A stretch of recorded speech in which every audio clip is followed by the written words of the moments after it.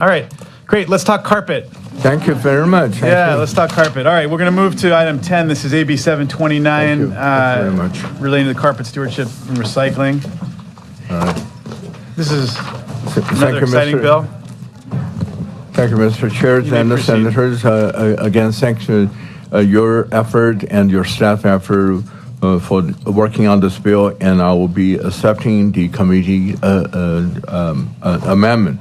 This goal of this bill is really simple. We want to give Cal Recycle the tools to oversee this program, which was enacted in 2010 by then Assembly Speaker Perez, to meet the state recycling goal. AB 227 is a bill that will provide the state the tool to address the deficiency in this carpet stewardship program. And this bill will also provide some incentive for consumers to buy easier to recycle carpet, and given the enforcement agency the tools needed to oversee the program. First, this bill allows for a bridge program in the case of a stewardship organization cease operation or a plan is disapproved. To protect consumers' fee and continue recycling, this bill requires the transfer of the unexpended consumer fees to be deposited in the trust or escrow to continue the program. Due to the history of non-compliance with a statutory requirement, the Department of Resource Recycle and Recovery, or Cal Recycle, need legislative authority to provide incentives and appropriate oversight to meet California's recycling goal. To do this, AB 729 increased the ceiling for a civil penalty from $1,000 per day to $5,000 per day to allow Cal Recycle to deter future violations. In addition, due to the significant Cal Recycle staff time and resources utilized to help bring this program into compliance, during the last 3 out of the last 7 years since the creation of this program, the costs have exceeded the statutory 5% cap on administrative fees. So this resulted to Cal Recycle shifting some resources to subsidize the carpet recycling program. And that's why this bill removed that cap and allowed Cal Recycle to levy a quarterly fee that meets the full administrative and enforcement costs of this program. Finally, this bill directs the stewardship organization to implement a different assessment that will incentivize customers to buy easier to recycle carpet and made of recycled materials in the marketplace. Again, with me here today to speak in support are Johnson Schmeiser on behalf of the National Stewardship Action Council, and Greg Campbell on behalf of the Interface, which is the carpet manufacturer. Yes. Mr. Schmeiser. Based on Mr. Wajkowski's, I will do a little bit of that. I just want to acknowledge a few points very quickly. First, I'm here on behalf of the sponsor, the National Stewardship Action Council, also Alameda Stop Waste and the Western Placer Waste Management Authority. I do want to speak to one point in the opposition letter, the coalition letter from CBIA and the Chamber around housing prices, which is obviously a very significant issue in California right now. I did a little bit of math last night. Just really quickly, the average square footage of a house in California is 2,100 square feet. That's 233 square yards. Even if CARE decided on their own to double the fee for this less expensive carpet, or this carpet that isn't as recyclable, that would add $81 to the price of housing, the average house in the state of California. Literally $81. So I think hopefully the committee can set aside this issue of the ultimate impact of this bill on housing prices. I think it's a non-issue at $81. And with that, I'll just be happy to answer questions based on the motion. Thank you. Mr. Campbell. Mr. Chairman, members, Greg Campbell on behalf of Interface. Interface is a large carpet manufacturer and recycler based in Georgia. We are members of CARE, have been since 2002. He must be very happy with you. Yes, we're the favorite child. And honestly, we don't want to be here continuing to have legislation to try to make this program work better, but the continual non-compliance of CARE has kind of left us no choice but to support legislation like AB 729. Everybody's hit on most of the points. The importance of a bridge plan, given the fact that from 2013 to 2016, they were out of compliance. 2017, they couldn't even get a plan approved. And in 2018, while getting something approved, the director has said very specifically, if they don't do a number of things, there will be revocation. And right now, one of the big reasons why that probably will not happen is what's going to happen to the $16.5 million and what happens to the infrastructure of the recycling infrastructure in California if the stewardship organization goes away. We don't want them to go away, even though they don't like us on the board. We'd like for CARE to continue, but we just think they should move forward with the goals. The second thing, the fee should be reflective of what the incentive of the program is. The program is designed to get carpet out of landfills and into recycle or reuse.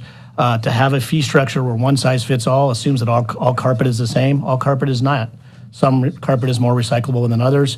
This bill simply moves the ball towards having a higher fee for carpet that is harder to recycle and a lower fee for carpet that is easier to recycle. We think that's consistent and will allow for a better and more productive program, and for that, we ask for an aye vote. Thank you. Yes. Okay, folks want to add their support, voice support.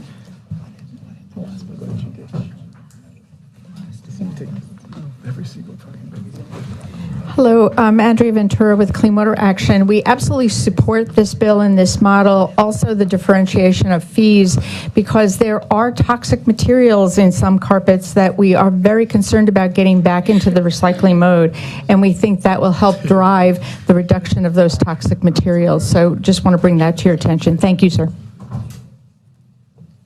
Good afternoon, Mr. Chair and committee members. Jillian Lieberman here with Californians Against Waste in support of the bill.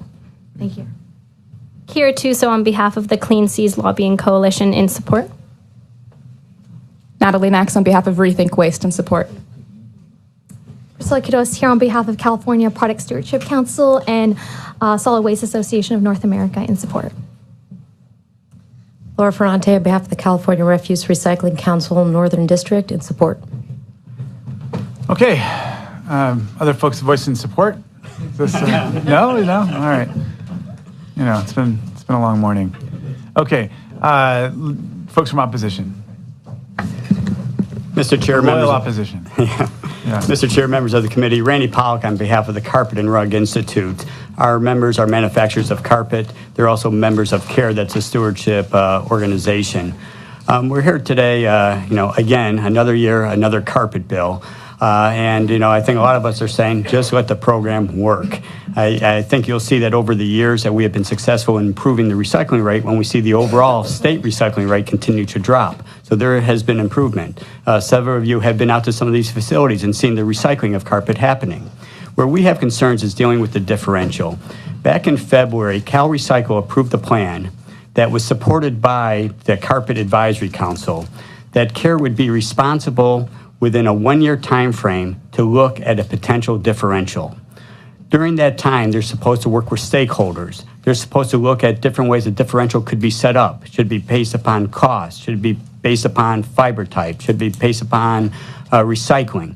So what we're here is we believe that the cart is before the horse here. Many times the committee always wants to see information. I think Senator Stern said it earlier, let's have information be given to us before we make a decision. So our request today is, why are we rushing and mandating something that may not work after our investigation, after analysis is being done with Cal Recycle and also with the advisory board? What is the difference if we wait 6 months into next year until this committee gets all the information, looks at it, and then makes a determination? So we believe that is the process that should be maintained here. This is the process that we believe would be fair to all the parties, because at that time you would have all the information necessary to make, we believe, a credible determination. I would also say that I don't believe that in the drafting of this amendment, that I don't think that there were any meetings held with stakeholders like the retailers who will be very affected by this. I don't think that there was any consideration of other ways to set up a differential. I don't think there was a discussion with Cal Recycle or the Carpet Advisory Board about what differentials should be in place. So therefore, we would like to defer this. The last point I would make is, as concerning the bridge plan, we understand a bridge plan should be set up. However, we are concerned that where you have a program after 1 year, if Cal Recycle cannot identify another entity that they're able to take over the program and run it, that gives us concern. And for the remaining concerns, I'll turn it over to Mike Robeson. Thank you. Hi, Mike Robeson here on behalf of Mohawk Industries, and we've talked to a lot of you over the last week or so about this, and so I'll try to be quick. Now I have the benefit of an excellent analysis to talk about, so just rather than what I've talked to you about before, just some points to just kind of further what Mr. Pollock just said about maybe, holding the bill, having some more oversight. Just, the consultant points out some items in her comment number 2 on page 8. She asked the question, who would be the steward in the event that CARE is not the steward, and maybe CARE isn't the right steward given the contentious history with Cal Recycle over the years? Excellent question. It's an excellent question. I mean, we're planning the demise of CARE with this bill. We're just assuming CARE is not going to exist and that Cal Recycle is going to get rid of CARE. CARE's on a trajectory to meet the recycling goals. If they meet the recycling goals, or if they're just like 1% or 2% off, is that worthy of getting rid of CARE? And maybe the committee ought to just hold the bill and have a full informational hearing on who should be the steward. Should it be CARE? Should it be Cal Recycle? Is there another entity? Good question. It's an excellent question brought up in the analysis. There's the comment number 3 talking about the administrative fee cap. That was added to the bill on June 20th. So this removal of the cap was never discussed in the Assembly. It's a new part of the bill. It's really that alone, removing Cal Recycle's ability to Cal Recycle's administrative fee cap at 5%. That's worthy of a bill on its own, and not just thrown into this bill. The budget subcommittee and this committee, maybe she asked an excellent question. 3 out of 7 years, the costs of implementing this program have exceeded their 5% fee cap. Well, why is that? We just accept the fact that, well, they must need more money. We should remove their cap. Well, maybe you guys should ask, well, why? Why did they exceed their fee cap? I mean, they 3 of those years, as the consultant pointed out, they were suing CARE. Well, maybe they shouldn't have been suing CARE. They running up their costs to sue CARE. They were seeking $1.85 million out of CARE, and an administrative law judge whacked them down to $275,000 or something like that. I mean, I think they were banking on that money, and they ran up a legal bill, and now and they didn't get it, and so now they're saying, well, remove our fee cap. And good policy question, good budget subcommittee oversight question. Maybe hold the bill for that. And then finally.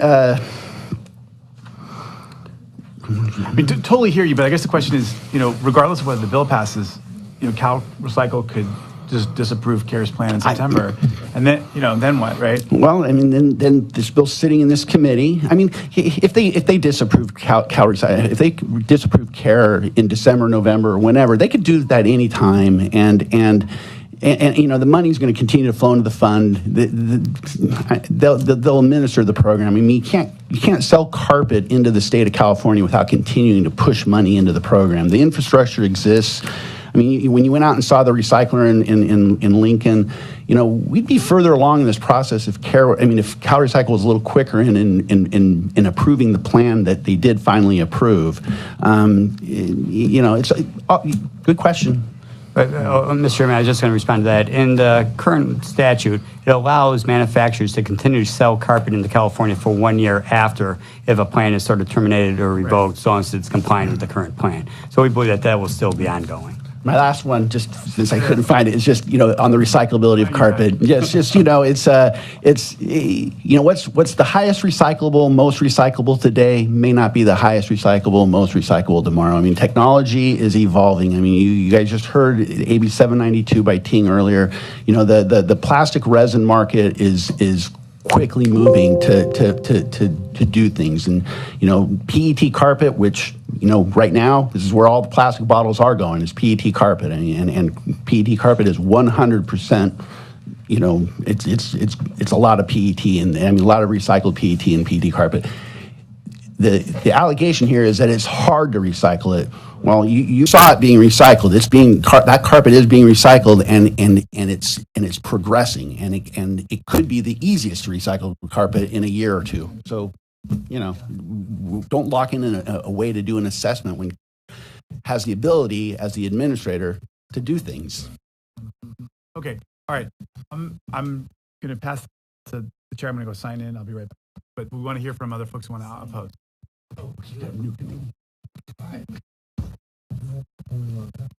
Is there other opposition to AB 729?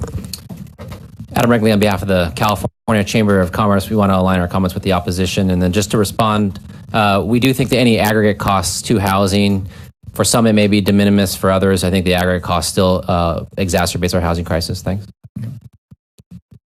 Hi, Andrew Kozadar with the California Building Industry Association. Can I have just a moment to respond to the comments that were made about the sponsor, about my letter that I wrote? Okay. Thank you. I keep it brief. I just mostly want to emphasize exactly as Adam from Cal Chambers stated that we're in the midst of a housing crisis right now and that every dollar matters. And looking at this one particular bill in a silo fails in order to take into consideration the whole picture. Houses get built with all sorts of things, everything from earthquakes to floods to all, fires, all those different types of legislation. And every little piece adds up. A recent study by NAHB found that a $1,000 increase in the median priced home results in nearly 10,000 Californian households being priced out of that home. So small increase, huge number of people that aren't able to afford to buy a house. So with all due respect, I'm not going to debate speculative numbers because those were speculative that were put forth in front of this committee. But I will say that this bill is potentially a market destabilizer and can have some implications than just the assessment itself.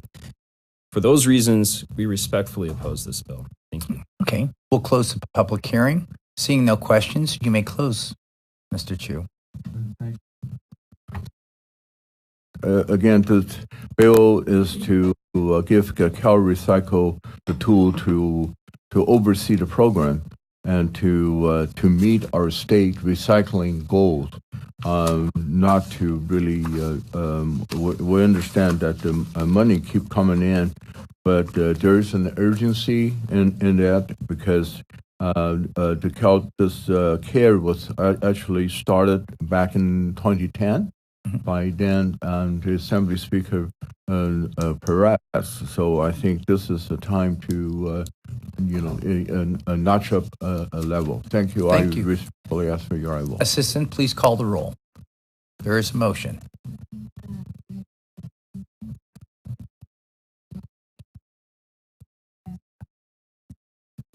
He never accepted the motion that... Okay,